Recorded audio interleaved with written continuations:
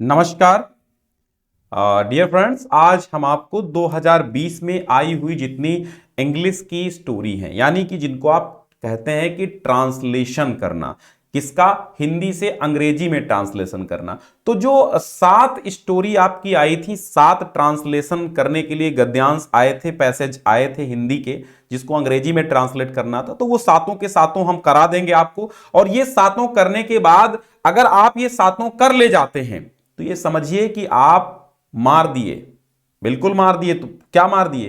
दांव मार दिए। यानी कि आप बिल्कुल, ये अभी 2022 के एग्जाम में भी बिल्कुल, एक तो नया सिलेबस है, आपको ऐसे ही कठिनाई है, लेकिन ये जो कुछ चीजें हैं पुरानी तरीके से हैं। जैसे कि ग्रामर में तो कुछ बदला नहीं है ज्यादा, ग्रामर में पुराने ग्रामर आप पढ़ ही चुके हैं, बस उसी हिसाब से सब है। तो हम करा देते हैं आपको स्टोरी, और ये करने से आपको ये पता चलेगा कि हम कितने पानी में हैं, यानी कि हम कितना पढ़ चुके हैं और अभी हमें कितना और पढ़ना है। ठीक है, तो भालू एक जंगली जानवर है। अगर इसका ट्रांसलेशन करेंगे तो सिंपल सा है, bear is a wild animal. ठीक है, विल्ड नहीं, वाइल्ड एनिमल। विल्ड पढ़ें और कहें वाइल्ड, ठीक है, ताकि स्पेलिंग याद रहे। तो भालू एक जंगली जानवर है। बियर मींस भालू, इज मींस है, ए मींस एक, वाइल्ड मींस जंगली, एनिमल्स मींस जानवर। तो bear is a wild animal, भालू एक जंगली जानवर है। वो जंगल का राजा तो नहीं है, बस इतने का बना लीजिए पहले। He is not the king of the jungle, comma का पहले वाला बना लीजिए। किंतु शेर की तरह ही खूंखार होता है, but is as dreadful as a lion, लेकिन शेर की तरह ही खूंखार होता है। पेड़ों की घनी छाया में नदी के किनारे रहना भालू को पसंद, ज्यादा पसंद, तो पहले बनाएंगे भालू को ज्यादा पसंद है। The bear prefers to live, क्या पसंद है? Under the thick shade of trees, thick shade of trees, पेड़ों की घनी छाया के नीचे रहना पसंद है। नियर द रिवर बैंक, और नदी के किनारे। ठीक है, आगे स्टोरी क्या कह रही थी? अपने रहने के लिए भालू जमीन में मांद बनाता है। तो the bear makes a den, den अर्थात मांद, in the ground to live, ground to live अर्थात रहने के, यानी कि the bear makes a den in the ground to live, अपने रहने के लिए भालू जमीन के अंदर मांद बनाता है। और शरीर पर बहुत सघन लंबे बाल होने के कारण उसे बहुत गर्मी लगती है। Due to the dense long hair on its body, क्या बनाएंगे? Due to the dense, dense मतलब सघन, घने, गहरे, है ना, लॉन्ग लंबे, हेयर बाल, ऑन पर, इट्स बॉडी इसके शरीर पर, इट फील्स वेरी वार्म, और ये क्या अनुभव करता है? बहुत ही गर्मी, यानी बहुत गर्मी लगती है। तो इसका क्या बनाएंगे? It feels very warm. अब फिर कहेंगे भालू पालने के लिए, तो फॉर कीपिंग ए बियर, छोटे छोटे टुकड़ों में बांटना है आपको। भालू पालने के लिए, for keeping a bear as a pet, यानी भालू को पालने के लिए, एक पालतू जानवर बनाने, पालने वाले को शासन से अनुमति लेना आवश्यक है। शासन यानी गवर्नमेंट। तो it is necessary for the owner to take permission from the government, government से परमिशन लेना आवश्यक है, अनुमति लेना आवश्यक है। ठीक, तो बन जाएगा। और फिर देखिए, यह मांसाहार पर अधिक निर्भर करता है। तो दी बियर, यह अर्थात क्या, भालू, तो लिखेंगे दी बियर निर्भर करता है, depends more on the meat for its living, meats अर्थात मांसाहार पर अधिक निर्भर करता है। तो the bear depends more on the meat for its living.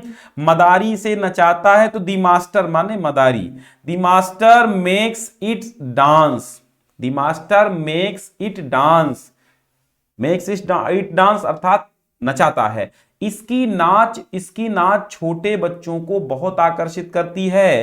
तो small children are attracted a lot by its dance, ऐसे बनाएंगे, small children are attracted a lot by its dance. The sound coming from its nose and mouth is very frightful.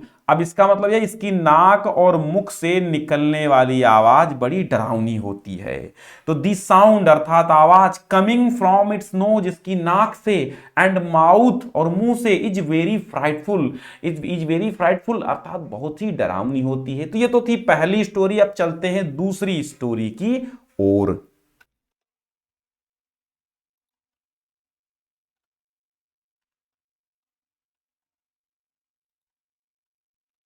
तो अगर आपको ये हमारा video पसंद आता है और इसकी पीडीएफ आपको लेनी है तो डिस्क्रिप्शन में पहला लिंक है जिसके माध्यम से आप यह पीडीएफ प्राप्त कर पाएंगे।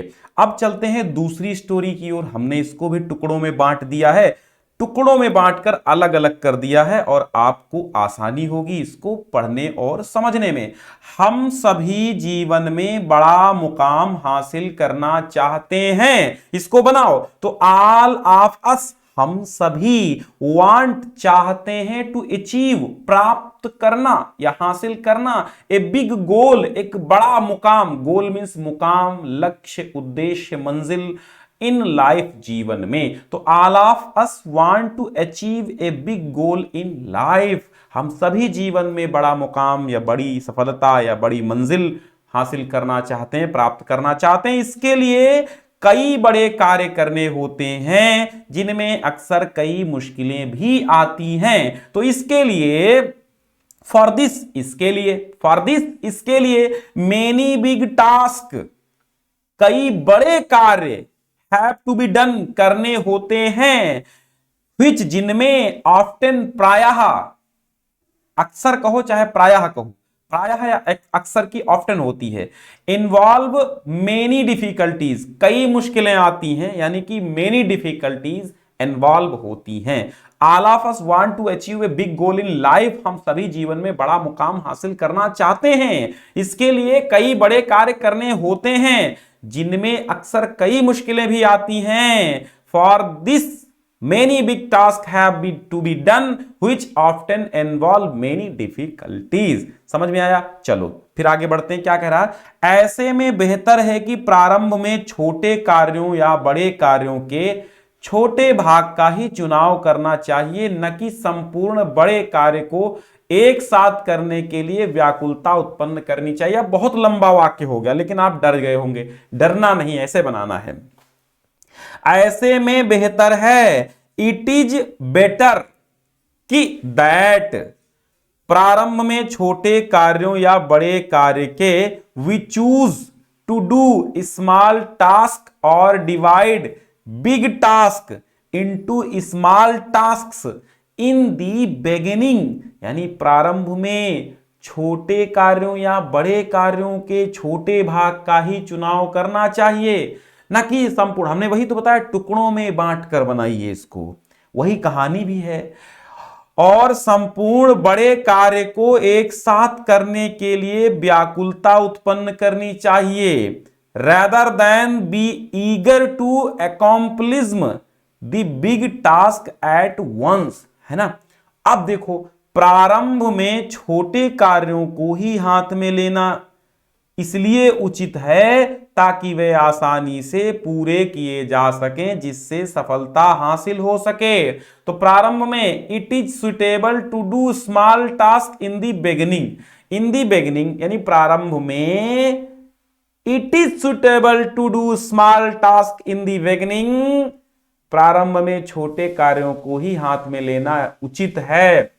बिकॉज, इसलिए, क्योंकि, बिकॉज, इसलिए उचित है, तो इसका लगाएंगे because they can be easily, इसलिए उचित है because they can be easily, वे आसानी से, accomplished and we can get success, पूरे किए जा सकते हैं और हम सफलता हासिल कर सकते हैं, या सफल, जिससे सफलता हासिल हो सके। ठीक है, सफलता चाहे छोटे काम की ही क्यों न हो, सफलता चाहे छोटे काम की ही क्यों न हो, यह व्यक्ति में उत्साह भर देती है जो उसे बड़े काम करने के लिए शक्ति प्रदान करती है। तो सफलता चाहे छोटे काम की ही क्यों न हो, इतना बनाओ, success even if it is on completing a small task, ठीक, fills a person with enthusiasm which empowers him to do big work। ठीक, अब छोटे काम में सफल होने पर व्यक्ति अपनी योग्यता और प्रतिभा का अनुभव भी कर लेता है। छोटे काम में सफल होने पर, on being successful in small work, छोटे काम में सफल होने पर व्यक्ति इन सच ए सिचुएशन, ऐसी स्थिति में, when one step is taken, जब एक कदम बढ़ाया जाता है, then the path becomes smooth, तब रास्ता स्मूथ हो जाता है, सुगम हो जाता है। ठीक है, यानी अब यहां फिर से समझिएगा कि छोटे कामों में सफल होने पर व्यक्ति अपनी योग्यता और प्रतिभा का अनुभव भी कर लेता है।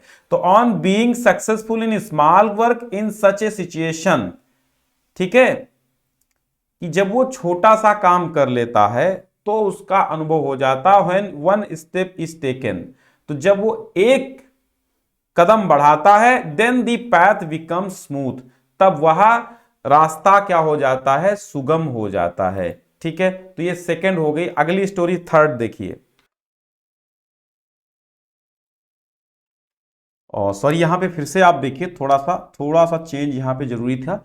यानी छोटे काम में सफल होने पर व्यक्ति अपनी योग्यता और प्रतिभा का अनुभव भी कर लेता है। तो छोटे काम में सफल होने पर, on being successful in A small work, ठीक है, इन स्मॉल वर्क, ठीक, ए पर्सन आल्सो एक्सपीरियंसेस, ये हमने नहीं लिखाया था, ये छूट गया था बनाने को। तो ए पर्सन आल्सो एक्सपीरियंसेस, एक व्यक्ति अपनी योग्यता, हिज एबिलिटी, अपनी योग्यता, एंड टैलेंट, अपनी योग्यता का अनुभव, और टैलेंट मीन्स होता है प्रतिभा, तो वो आल्सो एक्सपीरियंसेस भी कर लेता है, एक्सपीरियंस अनुभव भी कर लेता, काहे का, हिज एबिलिटी एंड टैलेंट, अपनी योग्यता और प्रतिभा का।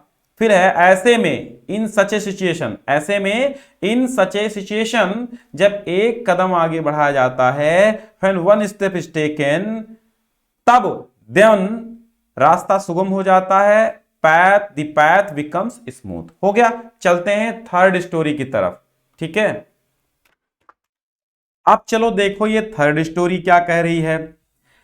प्रारंभ में छोटे इंजनों को ही बनाने में सफलता प्राप्त की गई थी। तो इनिशियली, प्रारंभ में, there was success in making only small engines.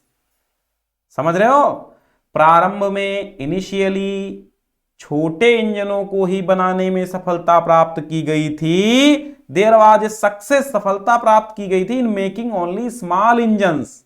ठीक, उसके बाद ही रेलगाड़ी जैसे भारी भरकम इंजन को बनाने और चलाने में सफलता प्राप्त की गई। इट वाज ओनली लेटर, इसके बाद ही, दैट सक्सेस वाज अचीव्ड, सफलता प्राप्त की गई, in making very heavy engines like that of A train.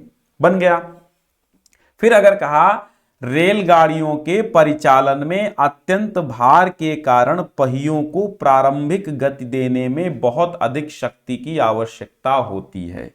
रेलगाड़ियों के परिचालन में, तो due to the excessive load in the operation of the trains, अत्यंत भार, देखो यहां पूरा बनेगा ऐसे, रेलगाड़ियों के परिचालन में अत्यंत भार के कारण पहियों को प्रारंभिक गति देने में बहुत अधिक शक्ति की आवश्यकता होती है। Due to the excessive load in the operation of the trains, रेलगाड़ियों के परिचालन में अत्यंत भार के कारण, इट्स व्हील्स रिक्वायर्स, पहियों को, lot of power to give the initial speed, प्रारंभिक गति देना। ठीक है, इनिशियल स्पीड, प्रारंभिक गति। बट वंस दे रोटेट, लेकिन जब एक बार घूम जाते हैं, बट वंस दे रोटेट, जब एक बार घूम जाते हैं, दे देमसेल्फ बिकम स्ट्रॉन्ग, तब वो स्वयं बलवान हो जाते हैं। ठीक, चलो आगे क्या कह रहा है, इसी प्रकार से सफलता के पहियों का भी एक बार घूमना इसलिए कठिन होता है। सिमिलरली, इसी प्रकार, सिमिलरली, बिल्कुल ऐसे ही, तो similarly, the wheels of success, सफलता की पहियों का, are also difficult to move once, एक बार घूमना इसलिए कठिन होता है बिकॉज क्योंकि they are heavy like that of the train, क्योंकि ये रेल के समान भारी होते हैं, क्या, सक्सेज के पहिया। But when they rotate once, लेकिन जब वो एक बार घूम जाते हैं, they do not requires much power to speed them, तब उन्हें अधिक गति शक्ति देने की आवश्यकता नहीं पड़ती। ये हल्की सी ही शक्ति से सफलता की ऊंचाइयों पर पहुंचाते रहते हैं। They continue to take us to the heights of success with little power. ठीक, ये हो गया। अब चलते हैं हम कहां, चौथी स्टोरी की तरफ। हमें कितनी करनी है, 7 करनी है। इन 7 की पीडीएफ डिस्क्रिप्शन के पहले लिंक से आपको मिलेगी। हम आपको ले चलते हैं अब चौथी स्टोरी की तरफ। चौथी कहानी का ट्रांसलेशन कैसे करेंगे आप, ये भी 2020 में आई हुई है। स्वामी विवेकानंद देश के एक महान सपूत थे, तो अब क्या बनाएंगे, Swami Vivekananda was a great son of the country. सपूत यानी कि पुत्र। पश्चिमी देशों में उन्होंने भारत का झंडा ऊंचा किया, तो he raised the flag of India high in the western countries. उनका जन्म कोलकाता के एक संभ्रांत बंगाली परिवार में हुआ था, तो he was born into an elite Bengali family in Calcutta. उनका बचपन का नाम नरेंद्र था, परंतु सन्यासी होने पर वे विवेकानंद बन गए, तो he was called Narendra in his childhood, but he became Vivekananda after becoming a hermit. ठीक है, गुरु से मिली शिक्षा को उन्होंने अपने जीवन में उतारने का सफल प्रयास किया। गुरु से मिली शिक्षा को उन्होंने अपने जीवन में उतारने का सफल प्रयास किया, तो ही made a successful attempt to follow the education he received from his guru।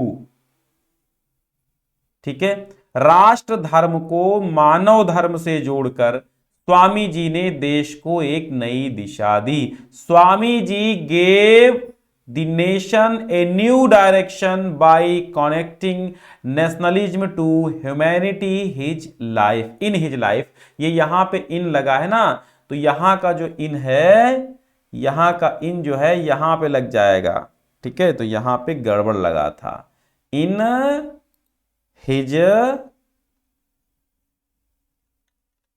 हाँ, इन हिज लाइफ। ओके, तो Swami ji gave the nation a new direction by connecting nationalism to humanity in his life। राष्ट्र धर्म को मानव धर्म से जोड़कर स्वामी जी ने देश को एक नई दिशा दी। ठीक है, हाँ, तो अच्छा, यहां पे आगे बढ़िए, तो लिखा है उन्होंने अमेरिका के शिकागो नामक शहर में अपने ज्ञान से सारे विश्व को आकर्षित किया, तो ही अट्रैक्टेड, आकर्षित किया उन्होंने, द होल वर्ल्ड, संपूर्ण विश्व को, विद हिज नॉलेज, अपनी नॉलेज से, in the city of Chicago in America, America के शिकागो शहर में। ठीक, अब देखो उनका व्यक्तित्व तो इतना सौम्य और आकर्षक था कि हर व्यक्ति उनसे प्रभावित हो जाता था। तो his personality was so gentle and charming that everyone was impressed by him। केसरिया वस्त्र और सिर पर पगड़ी उनकी एक अलग पहचान थी। सैफ्रॉन रोब्स, केसरिया वस्त्र, एंड ए टर्बन, एक पगड़ी, ऑन हिज हेड, उनके सिर पर, gave him a distinct identity, उनको एक अलग पहचान देती थी। विदेश से लौटने पर उन्होंने देशवासियों से कहा, अंग्रेजी पढ़ो परंतु अंग्रेज मत बनो। After recurring from abroad he said to his countrymen, अपने देशवासियों से क्या कहा, read English but don't become an English man. कृतज्ञ राष्ट्र स्वामी जी को सदैव याद करता रहेगा। The grateful nation will always remember Swami जी।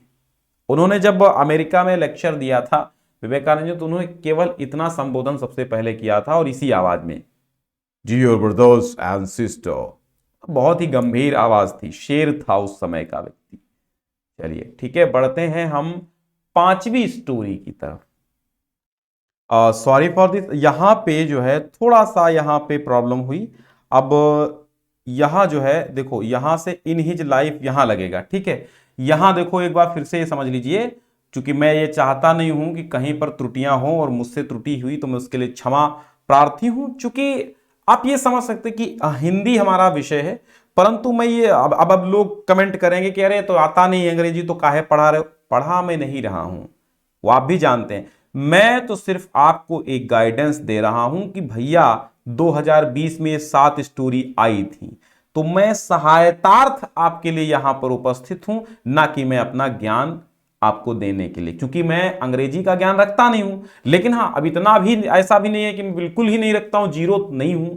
लेकिन मैंने भी पढ़ी है भैया, इंटर में अंग्रेजी पढ़ी है, मुझे पता है, ठीक है। लेकिन हाँ, मैं उतना ज्ञान नहीं रखता हूं जितना एक अंग्रेजी का स्पेशल टीचर रखता है। लेकिन मैं आपको गलत रास्ता नहीं दिखाऊंगा। मैंने ये जो स्टोरीज हैं ये कहां से ली है, एक पुस्तक से जो कई वर्षों में आई हुई है, अलग अलग उठा उठा के मैंने यहां पर टाइप करके रखी हैं। ठीक, तो आपके लिए इकट्ठा की जाए फिर आपको प्रदान किया जाए तो उसमें क्या मजा है ना। 2020 की सारी स्टोरी हो सकता है रिपीट हो जाए तो आपका लाभ होगा। तो यहां पे फिर से देखिए, गुरु से मिली शिक्षा को उन्होंने अपने जीवन में उतारने का सफल प्रयास किया। तो he made a successful attempt to follow the education he received from his guru in his life. हो गया, ये बिल्कुल सही बना अब यहां पे। और फिर राष्ट्र धर्म को मानव धर्म से जोड़कर स्वामी जी ने देश को नई दिशा दी। तो स्वामी जी तो gave the nation a new direction by connecting nationalism to humanity. बस और कहीं पर त्रुटियां नहीं है, सेम बना दिया। पीडीएफ डिस्क्रिप्शन के पहली लिंक है, प्रदान हो जाएगी, आपको मिल जाएगी। ठीक है, चलते हैं चौथी स्टोरी की तरफ, जैसा कि बताया हमने। पांचवी है, चौथी बोल गया। तो अब ये पांचवी स्टोरी देखो क्या कह रही, पांचवी ट्रांसलेशन ये भी कर लीजिए भाई ढंग से। शेयर करते रहो भाई, शेयर करते रहो। प्रत्येक व्यक्ति गुरु नानक के नाम से अच्छी तरह परिचित है। ठीक है, यहां पे से लिख लीजिए, प्रत्येक व्यक्ति गुरु नानक के नाम से अच्छी तरह परिचित है। तो everyone is well acquainted with the name of Guru Nanak. बचपन में पढ़ने लिखने तथा खेलने में उनकी रुचि नहीं थी, तो क्या लिखेंगे, he was not interested in reading writing and playing. एक दिन उनके पिता ने उन्हें 10 रुपए दिए और बाजार से कुछ आवश्यक चीजें लाने के लिए कहा। ठीक है, तो यहां पे इन्हें चाइल्डहुड कहा जाए, यहां पे लिख लीजिएगा। तो एक दिन उनके पिता ने उन्हें 10 रुपए दिए और बाजार से कुछ आवश्यक चीजें लाने के लिए कहा। तो one day his father gave him 10 rupees and told him to get some essential things from the market. बाजार जाते समय मार्ग में उन्हें कुछ साधु मिले जो बहुत भूखे थे। तो बाजार जाते समय मार्ग में उन्हें कुछ साधु मिले जो बहुत भूखे थे। On the way to the market they met some hermits who were hungry.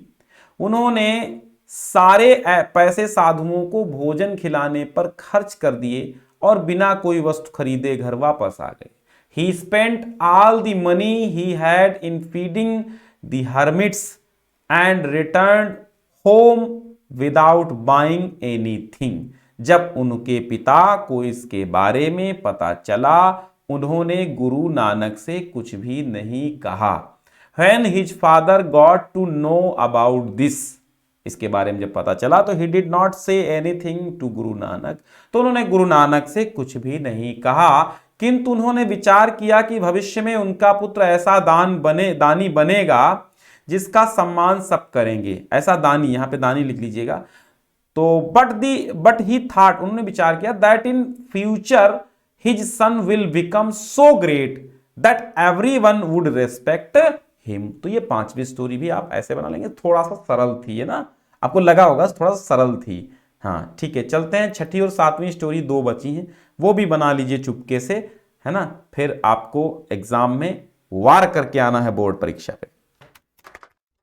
हाँ, तो अब पांचवी स्टोरी देखिए, यहां पे पहले नंबर देखिए, जर्मनी के सम्राट फ्रेडरिक यह जानकर बहुत चिंतित हो उठे कि उनके देश की आर्थिक स्थिति दिनों दिन दयनीय होती जा रही है। तो दिनों दिन का डे बाय डे है ना, वही वाला। तो जर्मनी के, तो emperor Frederick of Germany, Germany के सम्राट Frederick became very tensed, became very tense to know that his country's economic situation was getting worse day by day, दयनीय होती जा रही है।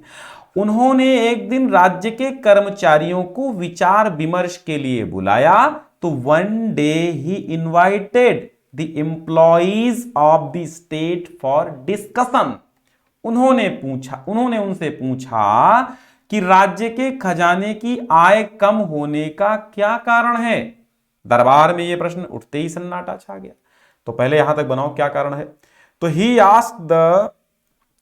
asked them the reason for the declining income of the state treasury। दरबार में यह प्रश्न उठते ही सन्नाटा छा गया। There was a silence in the court as soon as this question was asked।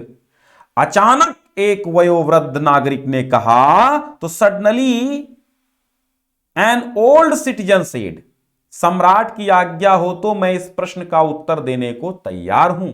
I am ready to answer this question if the emperor allows. तो वृद्ध ने कहा कि प्रजा से वसूले गए कर की राशि सरकारी कोष तक पहुंचते पहुंचते चौथाई रह जाती है। The old man said that by the time the tax collected from the subjects to reach the treasury only 1/4 of the amount remains, है ना, कि भैया चौथाई बचता है। सम्राट के शंका का समाधान हो गया। The emperor's doubt were resolved. उन्होंने अगले ही दिन भ्रष्ट कर्मचारियों की छटनी कर दी। तो he laid off the corrupt employees the very next day. हो गया। अब सातवीं और अंतिम स्टोरी पर चलते हैं, इसको भी ध्यान से समझ लीजिए और फिर इसी प्रारूप की ऐसे ही स्टोरी आपको समझनी है। हमारे विद्यार्थियों के सामने आज अनेक समस्याएं हैं। तो our students have many problems today. उन्हें यह समझना चाहिए कि शिक्षा का लक्ष्य केवल सरकारी नौकरी नहीं है। तो उन्हें यह समझना चाहिए, दे शुड अंडरस्टैंड, उन्हें यह समझना चाहिए that aim of education is not just a government job. Bharat एक कृषि प्रधान देश है। India is an agricultural dominated country. यदि यहां पढ़े लिखे लोग खेती की ओर ध्यान दें तो हम लोगों की दरिद्रता दूर हो सकती है। If educated people here pay attention on agriculture then we can overcome our poverty. हमारे गांव में सुधार की जरूरत है तो आवर विलेजेस नीड इंप्रूवमेंट। शिक्षित व्यक्ति जब गांव में रहने लगेंगे तो उन गांवों का सामाजिक जीवन बिल्कुल बदल जाएगा। If educated people will live in village the social life of the villages would completely change. School की पढ़ाई खत्म कर इन दिनों हर एक विद्यार्थी विश्वविद्यालय में दाखिल होना चाहता है। These days every student wants to get admission in university। यह धारण एकदम गलत है। This nation is completely wrong। भारतीय युवक और युवतियों का इन विषयों पर ठीक से विचार करना चाहिए। तो the young men and women of India should think on this respect। और तभी वे साहस के साथ भविष्य का सामना कर सकेंगे। Then only they can boldly face the future. हाँ, थोड़ा इस लाइन में आप देखेंगे तो एक मीनिंग थोड़ा सा गड़बड़ था। यहां पे सब्जेक्ट होना चाहिए, ठीक है, सब्जेक्ट लिखिएगा तभी, मतलब यहां पे भारतीय युवक और युवतियों का इन विषयों पर ठीक से विचार करना चाहिए। तो the young main and women of India should think on this subjects, ठीक है, इन विषयों पर विचार, तो सब्जेक्ट्स। ओके, ठीक है। तो आज की ये 7 स्टोरीज हो गई हैं, 7 ट्रांसलेशन आपके कंप्लीट हैं और इन 7 को एक बार फिर से पढ़िएगा वीडियो के माध्यम से, ताकि आपको पता चल जाए कि भैया क्या मसला है। ठीक है, कैसी आती हैं स्टोरीज, कैसा आता है ट्रांसलेशन, एक बार शेयर कर दीजिए। आप सभी लोग जुड़े, बहुत बहुत धन्यवाद। सब्सक्राइब जरूर कर लीजिएगा। हिंदी की फुल प्लेलिस्ट बनी हुई है और अंग्रेजी में भी लेटर, एप्लीकेशन, एसेज वगैरह बहुत सारी चीजें करवाई जा चुकी हैं, तो प्लेलिस्ट में सब कुछ पड़ा हुआ है। बहुत बहुत धन्यवाद।